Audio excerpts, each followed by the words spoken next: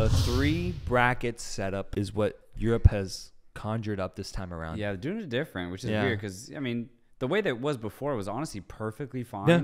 It was just the runners-up playing against each other in a two-legged affair, and then winner would win to the World Cup. Was completely fine with that. Now it gets weird because now the runners-up have to beat one team and then beat another different team, and then they ultimately qualify. Yeah, and it's also... They've like involved Nations League standings into this as well. So the 2 best Nation League standings who didn't already qualify get a chance. We got 3 brackets. The first bracket is Scotland versus Ukraine and Wales versus Austria. Scotland, Ukraine got postponed, obviously, for what's going on. So that's not going to happen until I think in June. Wales versus Austria is the matchup that we're getting. Yeah. Wales right now, they're ranked number 20 on FIFA World Rankings. I was surprised by that. Meanwhile, Austria finished 4th in their group. Yes. But got through because of the Nations League qualifying. Exactly. You're Wales, you're really happy you got this pick. So. First off, I'm so impressed by how consistent Wales has been since 2016, 2015. After that incredible run in the Euros in 2016,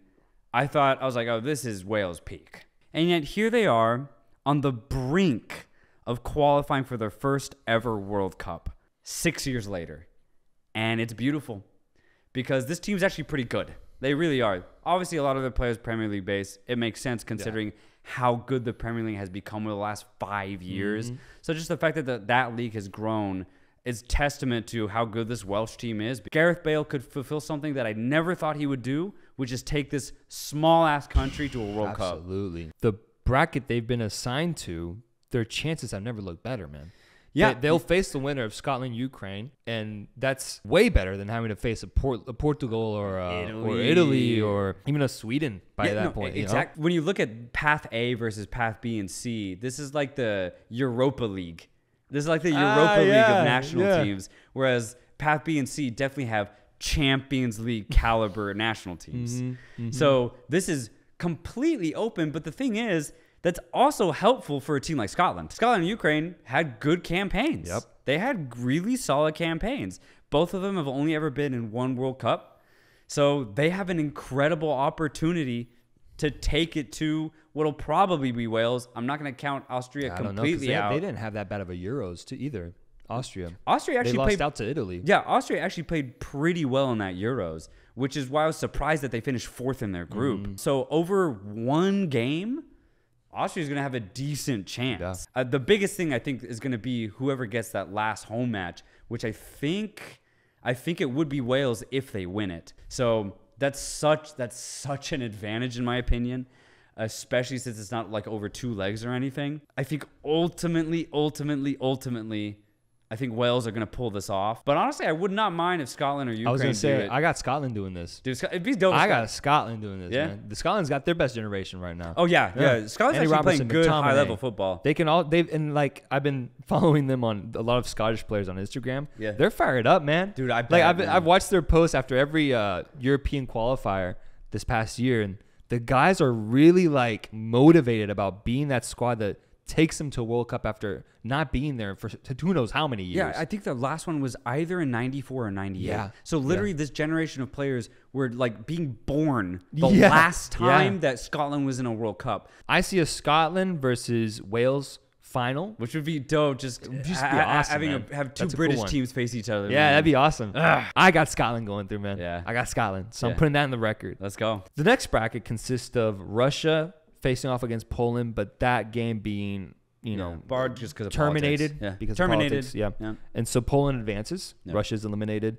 Sweden faces off against Czech Republic. Yes. And Czech Republic being another team, I think, that qualified through Nations League, correct? I think so, yes. Sweden got 2nd place in theirs. Sweden having an incredible 2018 World Cup, defeating my boys in green. Yes. Barely losing out to England in the quarterfinals. Yeah. They find themselves now in another opportunity to make it back with, I guess, a more older squad. Some of the players being more mature now and more experienced. Yeah, absolutely. And Czech Republic with a golden opportunity as well. Yeah, they're just going to play their fucking hearts out. They have the opportunity. They had an interesting Euros where they didn't play badly. They didn't play great. I just don't see Sweden losing that game. I just don't. I think ever since 2018 and the whole run I saw Sweden put in, I have trouble doubting Sweden nowadays. Oh, dude, they're so solid. Very good. And their group was tough. I think they were in the same group as I think Spain. Spain. Spain. Yeah. So and this Spanish team is low key going to be a very good team.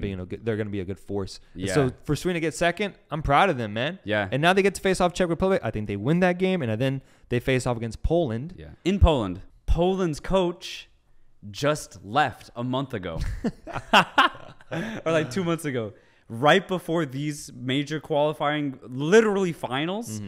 He asked to be let go and join Flamengo. Oh, what? Yeah, he's coaching Flamengo now. What? Yeah. Zero loyalty.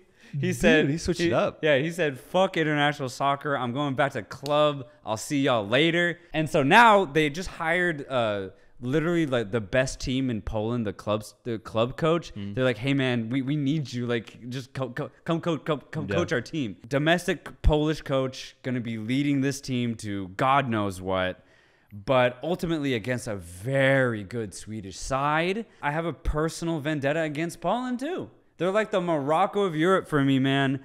It's been so underwhelming in 2016, 2018, and this last Euros. I'm done with Poland. Yeah, I've been done with them, man. And it's so frustrating because they have a true stud like in Robert Lewandowski, and they literally cannot amass even remote success in any of these tournaments that they participate in. Imagine if Lewandowski was Welsh. Imagine what his squad would be able to do for him. These Polish players cannot do that for him, unfortunately. And it sucks because they have good players. Yep. They just do not show up. They have zero chemistry together. And ultimately, playing against a team who's the definition of chemistry in Sweden, yeah. I think Sweden's going to win it out. Too. And we'll see Sweden at 2022. Fucking Egypt found a way to make the most with Mo Salah. Exactly. Why can't Poland, That's what I'm saying. Yeah. with a better talent pool, Yes. do better? Exactly. Or do the same at the very least? That's what exactly, bro. So it's so frustrating to see. But it's even more frustrating knowing, like, imagine if you're Polish and you're watching each player play at their club and you're like, oh, he's playing really well. Oh, he's playing really well. Oh, this guy's doing really well. I mean, at one point they had Lewandowski with Bayern, Kuba Błaszczykowski, who won a Champions League with Borussia Dortmund, so we went to the final with Borussia Dortmund. Grzegorz Kukowiak, who played in the Premier League. Marcel Rybis, who's been playing really well in Russia, really dynamic fullback. You have all of these players, and it amounts to nothing. Literally nothing. Yeah, literally nothing. It sucks. Yeah. So, yeah, I'm done with this Polish team, and I'm Sweden all the way. Yeah, Sweden goes through for me. Sweden, welcome to the World Cup. And lastly, the most exciting, probably the more star-studded bracket in this region is the one that consists of Portugal facing off against Turkey and then Italy facing off against North Macedonia. Yeah. Portugal, I think, is destined to win this game against Turkey. We can look into it. We can dissect it. I think Portugal is more so focused on the fact that they're probably going to have to face off against Italy in this next round. Yeah, they're probably already thinking about that game, especially considering how horrible Turkey was in the Euros. They were, for me, literally the worst team there. I just don't see this Turkish side pitting up against one of the most talented Portuguese squads of all time. I just don't see it happening. So, yeah, I got Portugal beating Turkey, going to that path final. No, yeah, we're even going to look into that. I think Portugal goes through. And Italy, on the other hand, faces off a much more exciting opponent. Because North Macedonia had a wonderful Euros, I man. loved it, man. Yeah. Every game they played in was so entertaining. They played their fucking hearts out. Yep. And honestly, they played entertaining offense. Yeah. They could play good football. Yeah, they really good 1-2 touch type of plays. The passing was surprisingly good. Like their chemistry was I was surprised. I was like, damn, y'all been playing together for a while or what, bro? They were really good, as a cohesive unit. Goran Pandev, Elmas. You got these Italian-based players, man. It's fun. It's going to be really, really fun. But unfortunately, they're playing against the current European champions in Italy, man. Wow. If Macedonia played against anybody else, if they got Turkey, man. Yeah, come on. They did so well in the qualifiers as well. They were in the group with Germany, and they got second place. Yeah, that's so admirable, man. This is a small country to be able to do that. I'm proud of them, but so proud. It just sucks that it looks like it's not going to amount to a World Cup qualifying spot. Right. And I actually do believe if they were to go to the World Cup, they could surprise, man. We said it before when we were talking about I think Club World Cup expansion or just World Cup expansion in general. When we were talking about AFCON and how so many mid-tier African teams are actually surprised in a tournament setting. North Macedonia is built to surprise in a tournament setting. Yeah. You're absolutely right. This team, if they were to go to the World Cup, would be so fun to root for, not just because of their story and that, oh, a small country in their first ever World Cup, but they'd actually entertain a lot of people. They actually have the guts to put up a good game. They got matched up with Italy. I think Italy wins this game. Italy, they're probably in their best phase since 2006 when they won the World Cup. This is probably their best team. Yeah, they're so good. And they're incredible, man. Yeah. They're incredible.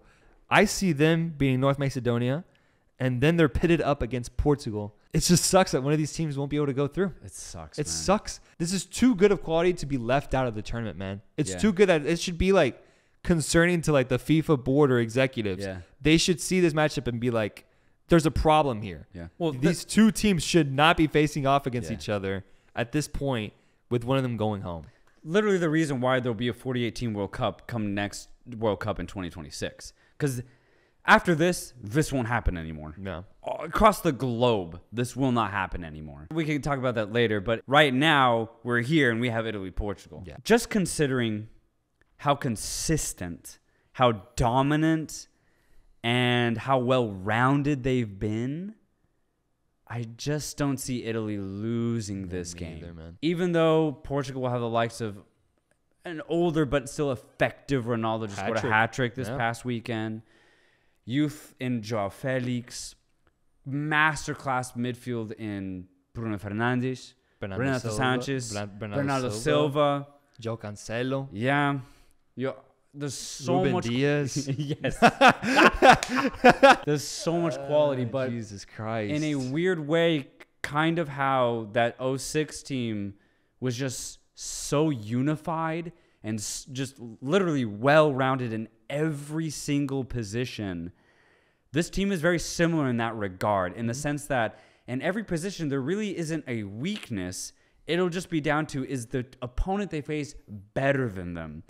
And 95% of the time, the answer is no. It's going to be an incredible game. Yeah. It's going to be an incredible it's insane game. this game's happening. This could be like a quarterfinal matchup in the World Cup. Yes. Instead, we're getting it 9 months ahead of time.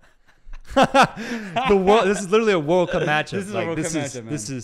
The stakes are insane. The thought of the European champion not being at the World Cup, I'm just like, my brain won't accept it.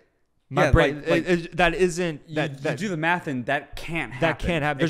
There's no world in which you win the European trophy and you don't go to the World Cup. Yeah, I completely agree with that. I got Italy winning, man. Although Portugal has the incredible immense amount of talent, I think Italy is a better team, man. I do. They're such a good team. I do too. Defensively, they're a wall defensively. Yeah. They have an incredible midfield that's so reliable, and then an exciting offense with Chiesa up front. Really dynamic team. Yeah. Like, again, you consider how stout they are at the back. You'd think it wouldn't pair up with a fluid offense, but when they get rolling, this Italian team is almost unstoppable. Dude, they have too many options because they have bombing fullbacks, a fluid offense, and again, an X factor in Chiesa. Yeah, and they have they got a swagger to them too. Yeah. Their coach shows up with G-Shocks, fucking Italian suits. Yeah. They've got a swagger to them. Absolutely, And they're coming man. off the biggest trophy in international, Yeah. that isn't Bar the World Cup. This team's winning it, man. I think Italy's so. winning it. Yeah. And we're going to see Ronaldo go home, bro. And I was about to say, we will not see Ronaldo ever play at a high-level World Cup ever again. We have 47 teams that are left to qualify for this World Cup. That's it. We have reached the final stage. Finally, man, after a 3-year-long trek, it's time to just sit back and watch these games and just let the chaos unfold. March Madness, baby. Yeah, it's going to get... So many of these players just across the globe, this will be their biggest game of their career. Yeah. And just in general. Yeah. You can say, oh, well, they play in Europe, all that bullshit. No, you talk to these players, like you were saying about Scotland, all that stuff. Mm-hmm. International soccer is different. Yeah. And it's going to be so chaotic. It's going to be incredible to watch. I cannot wait.